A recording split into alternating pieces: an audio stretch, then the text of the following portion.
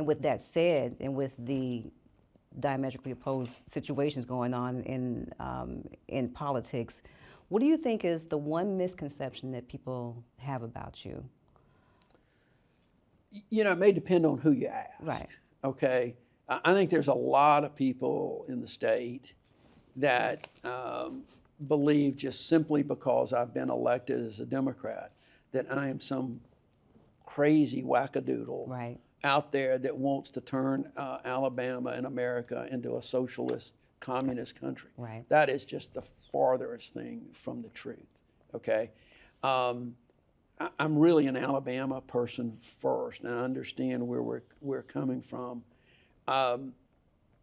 One misconception may be people that listen to me and they think I am also one of the ones that are pandering to a group, and that it's not authentic, that the things that I did as U.S. Attorney, the things that I did on the floor of the Senate were not authentic, Right. me. Right. And my staff, my campaign staff from 2020, from 2017, 2020, and the campaign staff now, and my old Senate staff will tell you, my first rule was to never give me advice to do something based on politics. Okay. That's rule number one.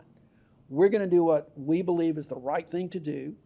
We're going to do what ultimately I believe is the right thing to do, because that's where the rubber meets the road. And so I think the misconception may be that everything that we do is calculated for a political gain. And if that's the case, I might still be a U.S. Senator, okay? Right, you know, because we step out there on things that I truly believe in.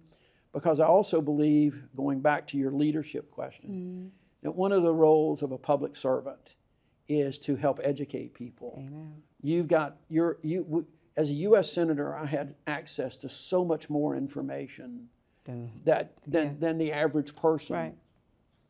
And so it was our job to distill that, not to use it like some people do to try to, trade stocks, okay?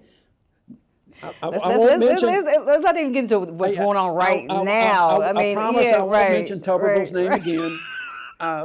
But you use that information to try to help educate people. And we've seen some success with that. We've seen folks where people have a misconception, especially in today's media world where they're in silos, and they would sit down and say, well, this. And I said, no, let me show you or tell you the facts. Right. And I listen to the generals, or I listen to this person, and here are the facts.